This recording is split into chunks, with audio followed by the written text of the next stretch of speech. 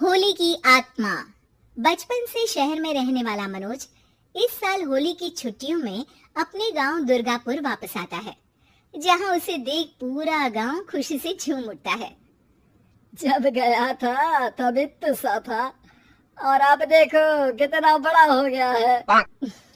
हाँ सरपंच जी, जब मैं गया था तब आप भी बहुत जवान थे और अब देखो कितने बूढ़े हो गए हैं आप।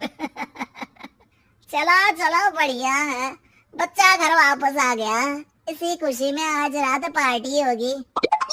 क्या बात है, गांव में भी पार्टियां होने लगी। वैसे अगर पार्टी की बात है तो आज क्यों सीधा होली पार्टी करते हैं। होली पार्टी की बात सुन चहल पहल में अचानक सन्नाटा छा जाता है, जिसे देख मनोज को कुछ अजीब लगता है, लेकिन तभी सरपंच बात पलट देता है।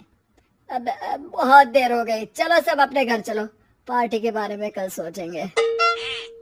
मनोज भी मम्मी पापा के साथ घर आ जाता है, पर होली पार्टी और उस पर पूरे गांव की खामोशी वाली बात अभी तक उसके जहन से निकलती नहीं। पापा, होली पार्टी की बात पर सब चुप क्यों हो गए थे?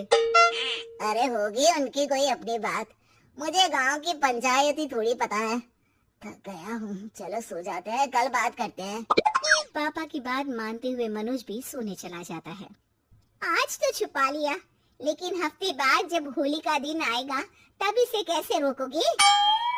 अगली सुबह सूरज के साथ ही मनोज भी गांव घूमने निकल जाता है, जिस पर रास्ते में उसे अपनी ही उम्र के कुछ लड़के भी मिलते हैं, जिनसे दोस्ती कर अब वो उनके साथ घूमने लगता है।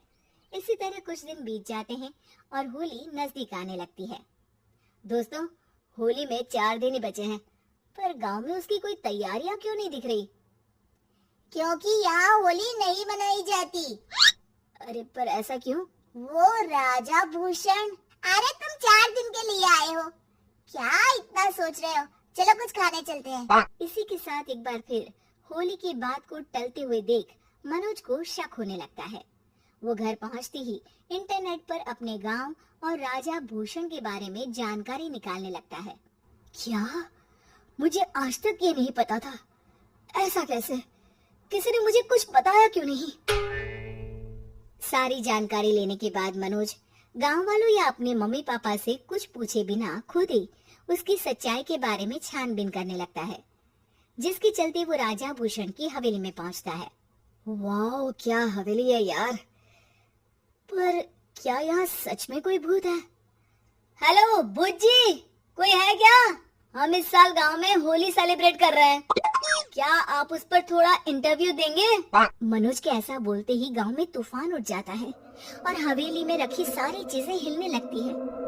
एक अदृश्य शक्ति मनोज को धक्का देकर हवेली से बाहर निकाल दरवाजा बंद कर लेती है। ये सब देख मनोज हैरान रह जाता है। क्या अभी मुझे हवा ने धक्का देकर बाहर निकाल दिया?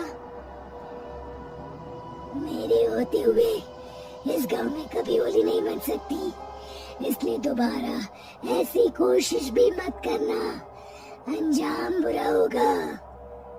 आवाज सुन मनोज हैरानी से इधर उधर देखने लगता है, पर उसे कोई दिखाई नहीं देता।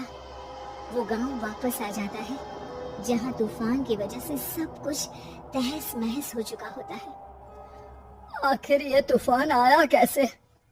ना ऐसा कोई मौसम था और ना ही हमने होली का त्योहार मनाने की बात की थी। सरपंच की बात पर कोई रिएक्शन दिए बिना मनोज चुपचाप अपने घर चला जाता है। इस तरह देखते ही देखते होली का दिन भी आ जाता है और मनोज रंग लेकर गांव में निकल जाता है, लेकिन गांव पूरी तरह खाली होता है। अरे त्योहार का दिन है, धूमधाम की जगह मातम क्यों मनाया हुआ है? मनोज की आवाज सुन सब अपने घर की खिड़कियां खोल के घर के अंदर से ही उसे वापस जाने के लिए कहने लगते हैं, पर वो किसी की नहीं सुनता। तुझे पहले भी समझाया था, अगर होली खेलने की कोशिश भी की तो अच्छा नहीं होगा। अरे बात मान लो बेटा, तुम्हें सच नहीं पता। मुझे सब पता है, सालों पहले इस राजा ने एक अंधविश्वास फैलाया और आप लोग आज तक उसे मानते आ रहे हो। अरे बेटा, जब तुम पैदा भी नहीं हुए थे